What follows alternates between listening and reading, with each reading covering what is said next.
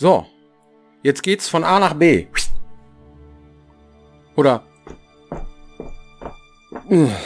Stunden später. Schnellreise und Teleporter ist jetzt Thema. Wir sind 2 Piranhas, ja, Hallo. vom Piranha Bytes, noch 2 von denen. Und wir erzählen heute ein bisschen was über unsere Spiele, die wir so machen bei Piranha Bytes. Aktueller Titel, den wir announced haben und der auch hoffentlich irgendwann demnächst rauskommt, Elex 2. Und da haben wir ein Schnellreisesystem. Das stimmt nicht, haben wir nicht. Wir haben einen Teleporter. Hä?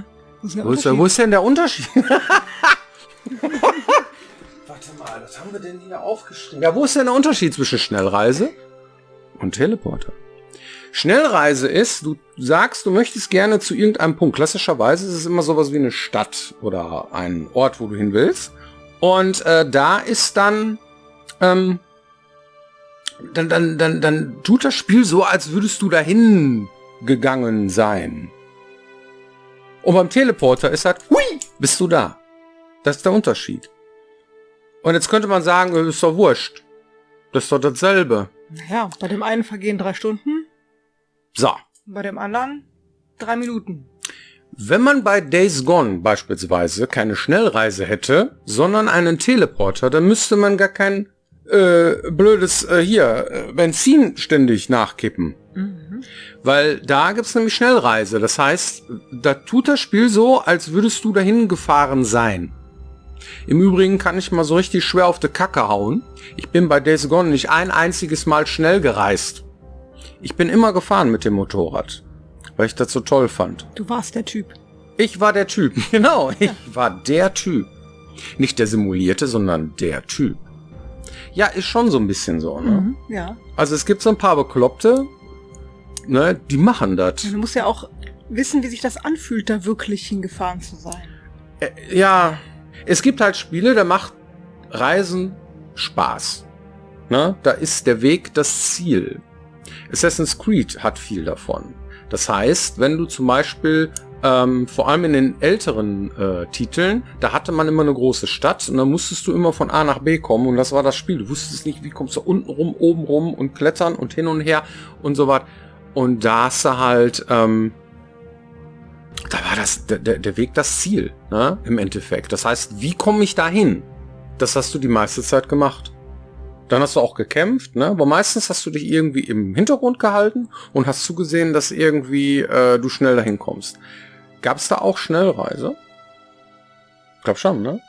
Ja. Vor allem, es war so missionsbasiert, ne? Du hast dann irgendwo, bist runtergefallen, synchronisiert. Nee. So war das nicht, würde der Prince of Persia sagen. Nochmal zurückspulen.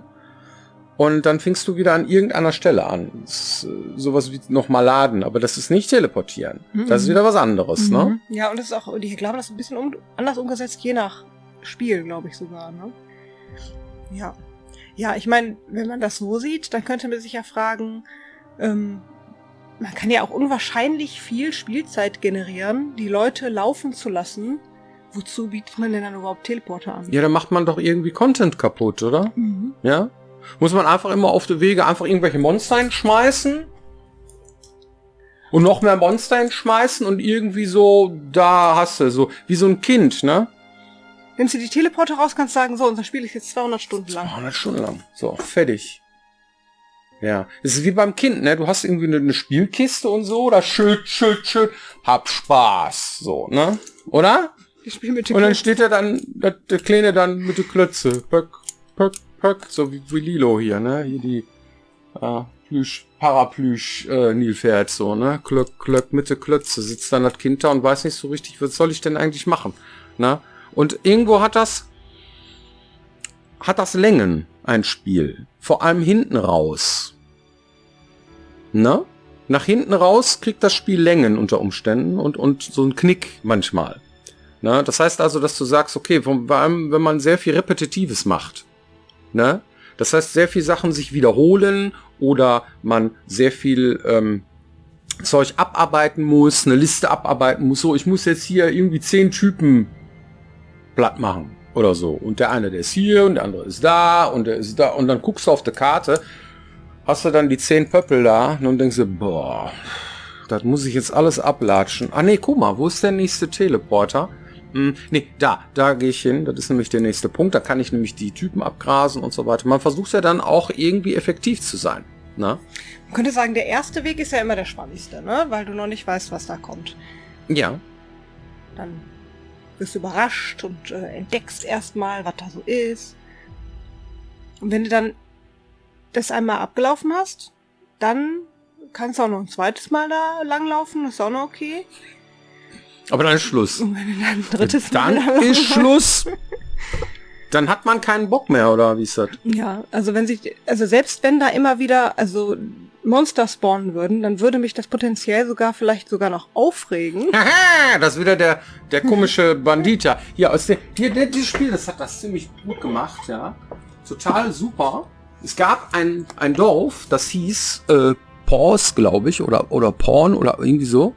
Paws. Da war immer an derselben Stelle, kam immer wieder derselbe Bandit, ja, und hat dich umgeboxt. Oder du hast ihn umgeboxt, ja. Und dieses Spiel ist so gemacht, dass wenn du wieder weggehst, dass genau an derselben Stelle nochmal derselbe Typ steht. Mhm. Aber man muss dazu sagen, dieses Spiel ist super, ja. Aber ist schon ein bisschen älter. Hat schon ein bisschen was auf dem Buckel. Und früher hat man auf solche Sachen nicht ist vielleicht ein bisschen oldschool, keine Ahnung so. Vielleicht haben wir das früher auch mal gemacht. Nein. Haben wir nie gemacht, ne? Nein. Wir haben das hier gesehen und haben uns gedacht, machen wir nicht. Genau, ne? Und also haben wir immer an eine ganz bestimmte Stelle ein Monster hingestellt und haben dann auch an bestimmten Stellen dann irgendwelche Monster wieder aufgefrischt und so weiter. Mhm. Ne? Und deswegen. Das heißt, wenn man keinen Teleporter benutzt und immer an derselben Stelle vorbeiläuft, dann wird das langweilig. Das willst du damit sagen. Ne? Ja. Und dann zieht sich das und dann ist irgendwie doof. Ja. Das macht halt das Pacing kaputt. Das bedeutet ja nicht, dass man die Gegend nicht verändern kann, wenn man den Spieler nochmal daherlockt. Denn der Teleporter, der macht dir den Weg zwar schneller, aber er spart dir das ja nicht ganz. Du musst ja trotzdem noch dahin, wo du hin sollst. Mhm. Und das bedeutet, an den Strecken, wo du sowieso lang musst, können sich auch gerne Dinge verändern und auch in der Welt verändern. Aber das Pacing ist ein anderes, wenn du teleportieren kannst, als wenn du alles immer läufst. Also lernen wir daraus, ohne Teleporter geht das gar nicht. Ne? Also muss irgendwann. Aber dann sind die alle da und dann kann ich mich lustig in den Weg gehen. Aber erst, wenn ich einmal da gewesen bin. Korrekt. So, und da gibt es mehrere Mechanismen, wie man eine Map abgrast. Hatten wir gestern noch bei der GameStar im Interview. Warum macht ihr die Welten so, wie ihr sie macht, war die Frage irgendwie. Und dann in Bezug auf Größe von Welt und Gedöns und so. Und da hatte Jenny gesagt irgendwie, naja, es gibt ja auch Spiele, die den Nebel des Krieges haben. Was ist das? Nebel des Krieges ist, die Karte ist grau oder irgendwie in der Farbe. Man kann nicht genau erkennen, wo man sich befindet. Und je nachdem, wo ich mich dann befinde, habe ich so einen Kreis um mich rum, was ich sehe, so virtuell, ja. Und dann kann ich den Nebel des Krieges so ablatschen auf der Karte. Dann weiß ich schon, wo ich schon mal gewesen bin und wo nicht. Mhm.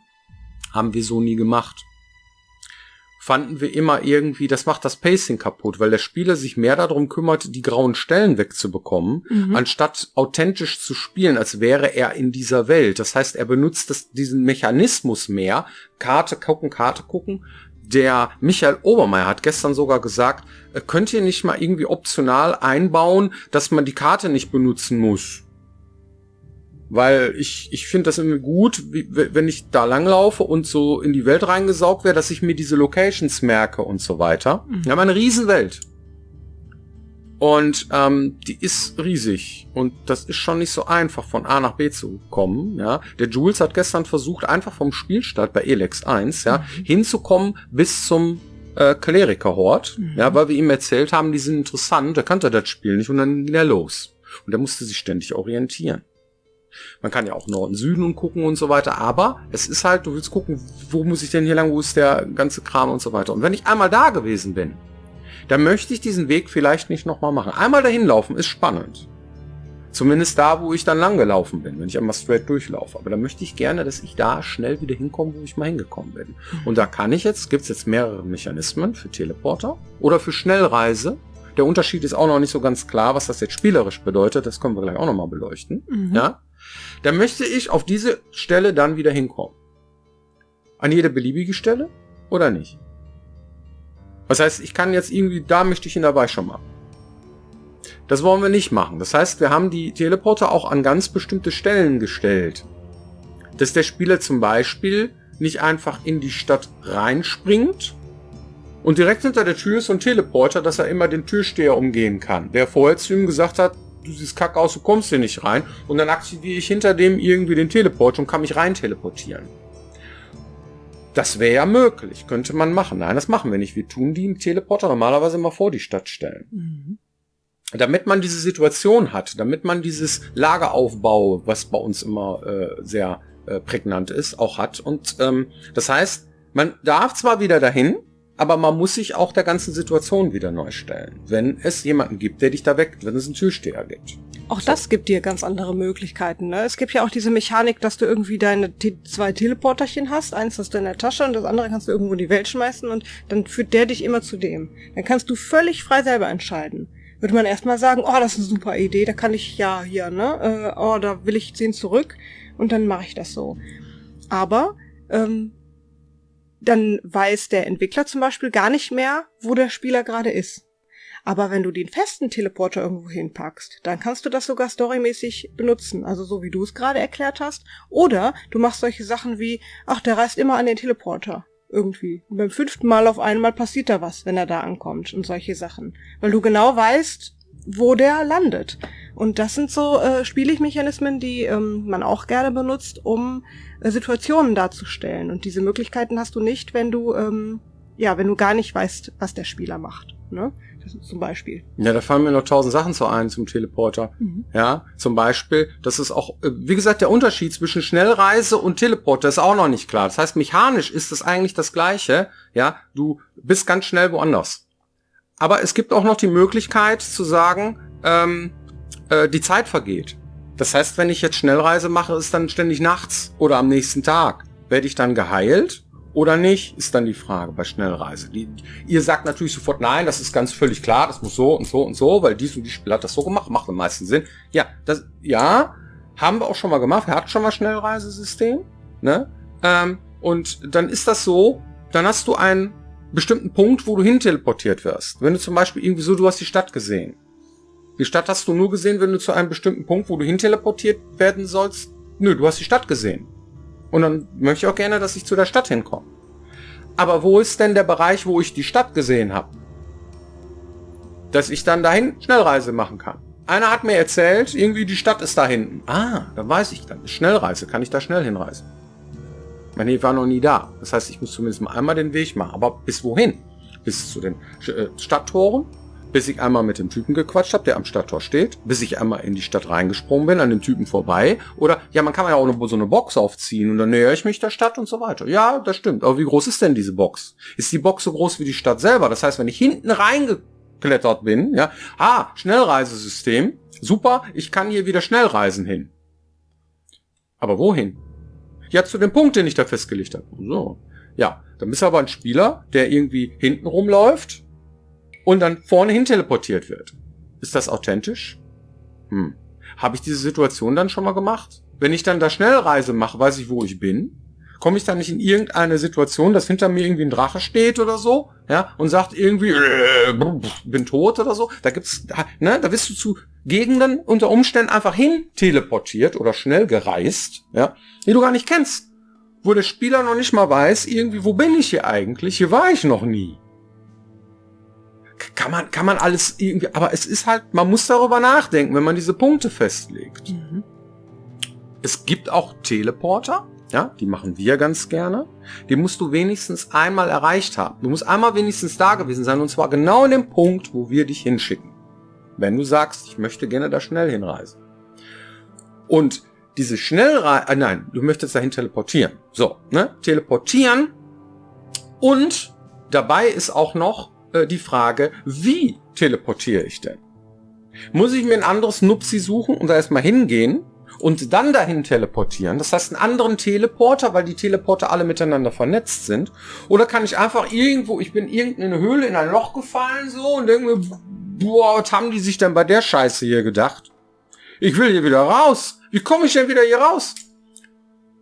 Ach, ich teleportiere mich einfach raus. So, wie macht man das? Ganz früher haben wir Runen gemacht, die man finden musste, damit man sich irgendwo hin teleportiert. Sobald du eine Rune hattest, konntest du dich aus jeglicher Situation raus teleportieren, indem du einfach die Rune benutzt hast. So, das ist gut. Dann bist du aber auch nur an der Stelle, wo du dich hin teleportierst.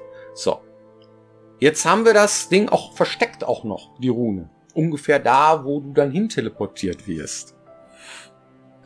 Das ist ein Mechanismus, der war sehr beliebt. So, und irgendwann haben wir den geändert. Dann gab es dann auch einen Aufschrei so, nee, wir möchten das so klassisch haben, wie ihr das früher gemacht habt. Aber wir sind dann irgendwann, haben wir dann Schnellreise ausprobiert und dann hin und her. Und wir sind dann irgendwann zu so einem Mechanismus gekommen, das, was uns am meisten hilft beim Storytelling und was uns am plausibelsten erschien, ist, ich kann jederzeit, ohne dass ich irgendein anderes Hilfsmittel wie eine Rune oder sonst was brauche, wir machen es bei Elex mit dem Adjutor. Ja? Das im Arm. Den hast du im Arm so und dann gibt's eine Projektion, ähnlich wie der Pip-Boy bei Fallout, ja. Und dann drückst du einfach auf die Map und dann bist du dahin teleportiert. Durch den Adjutor. So, ja. Appariert nennt man das bei Harry Potter. Dann bist du durch eine Röhre gequetscht, ne. Und dann bist du da. Und das macht da am meisten Sinn. Und aktivieren tust du diese Punkte, indem du einfach mal da drüber läufst. Dann macht das und dann heißt es Teleporter aktiviert im Ort oder sonst was. Das war für uns das Beste. Das war das Nachvollziehbarste. Das ist das einfachste, das am einfachsten wartbare, weil dann stellst du nämlich einfach so ein Pöppel in die Welt und der Spieler geht dann selbstständig hin über diesen Punkt und sagt, okay, ich kann demnächst hier wieder hinlaufen. Die sind schön blau, die leuchten, du kannst die sehen. Ja, du weißt, wenn ich jetzt hier hinlaufe, ach, wo ist denn der nächste Teleporter? Auch so eine Mechanik, ne? Kommt der Spieler und sagt irgendwie so, ich habe mich jetzt bis hierhin hingekämpft, wo ist der beschissene Teleporter, damit ich da hingehen kann und den aktivieren kann. Und dann wird der auch tatsächlich vermisst, wenn der nicht da ist in irgendeiner Region. Weil wir den auch in so regelmäßigen Abständen recht prominent irgendwo hinstellen. Das ist ein Gameplay-Element, das ganz wichtig ist. So, ne? Und bei einer Welt mit der Größe ist das auch sehr wichtig, dass man dann da auch mal hinkommt. Trotzdem gibt es genauso wie bei dir und Days Gone Leute, die sagen, nö, ich benutze das nicht. Ich laufe tatsächlich alles selbst. Ja. Das ist dann so das eigene Erlebnis von, ich möchte die Teleporter nicht benutzen.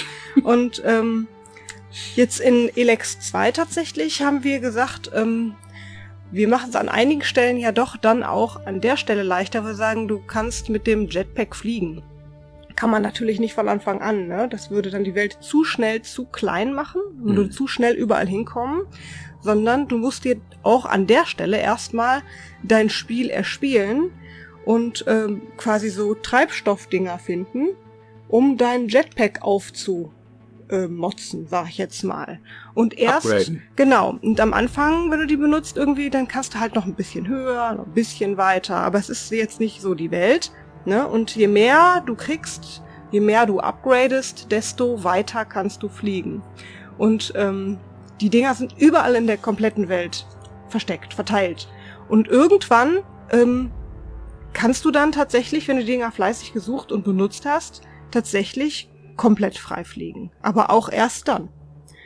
Und das führt dann dazu, dass man dann spät im Spiel tatsächlich irgendwie sagt, es ist auch irgendwie cool, wenn ich jetzt zu dieser Location hinfliege. Und das ist dann auch wieder eine andere Situation, als wenn ich mich dahin teleportiert hätte. Denn das sind so Sachen wie, du hast irgendwie einen Kumpel und du sagst, ey, lass uns mal da hinten hingehen. Ja, alles klar. Ich habe noch was zu tun. Der latscht los, du machst noch irgendwas und dann fliegst du los. Da bist du schneller da als der. Musst dann auf den warten, wenn du da bist, wenn du dahin geflogen bist. Teleportierst du? Ist der vielleicht schon da? Weißt du nicht. Ja, also es passieren immer unterschiedliche Dinge, je nachdem, wofür man sich entscheidet, weil das Spiel ein Eigenleben hat und auch Dinge tut währenddessen. Und je nachdem, was du machst, hast du immer ein anderes Spielerlebnis. Ja. Es gibt unendlich viele Aspekte, die da noch mit reinspielen, aber wir haben gar nicht so viel Zeit, um die alle mal zu benennen. Ihr merkt, wir sind die ganze Zeit am Reden wie ein Wasserfall, wie ein Wasserfall, wie ein Wasserfall. Es gibt halt so viele Edge Cases, also Eckfälle, so Spezialsachen, wo wir schon Erfahrung mit gemacht haben, wo wir denken, oh, das geht gar nicht so, ja, und deswegen machen wir mal Schluss. Wir werden garantiert auch nochmal über Teleporter und Schnellreise reden, weil das so weitreichend und umfangreich ist, dass es auch nochmal für eine andere Stelle reicht offensichtlich. Und deswegen machen wir jetzt mal eine Community-Frage, würde ich vorschlagen. Ja, gerne. Also. Ja, das ist eine gute Frage, weil sie ist noch relativ aktuell und deswegen kann man sie auch aktuell beantworten. Ich lese mal vor, wurde mehrfach gefragt, warum wart ihr denn nicht jetzt, also 2021, auf der Gamescom? Und Warum wart ihr nicht auf der Gamescom? Ja, warum wart ihr eigentlich nicht auf der Gamescom? Und die Antwort auf diese Frage ist, das hat sich mittlerweile geklärt, weil THQ Nordic mit allen Titeln nicht auf der Gamescom war. Die hatten nämlich ein eigenes digitales Event vorbereitet. Und das war jetzt quasi am 17. September. Da wurden ganz viele Spiele gezeigt, Spieletrailer gezeigt und moderiert. Und da wurde tatsächlich auch unser Spiel Elex 2 das erste Mal angespielt von Gronkh. Mit dem coolen Story-Trailer, den Jenny designt hatte. Und wir hoffen, dass das gut angekommen ist am Ende des Tages. Ja. Und wir werden auch noch mehr so nach und nach häppchenweise unser Zeug revealen. Im Rahmen der Gamescom und dieses 10 Jahre THQ Nordic Event waren so nah aneinander, dass es dann auch, naja gut. Ich hoffe, dass ihr dann da auch für entschädigt worden seid, dass wir da dann nicht waren.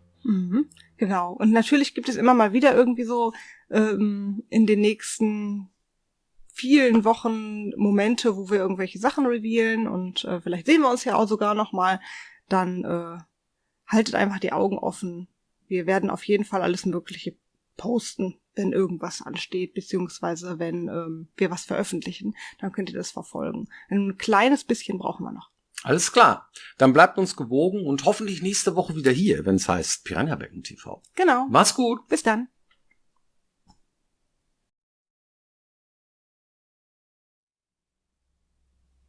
Ja, wir wären am liebsten irgendwie auf alles gegangen, ne? Auf alles. Alles mit alles, ne?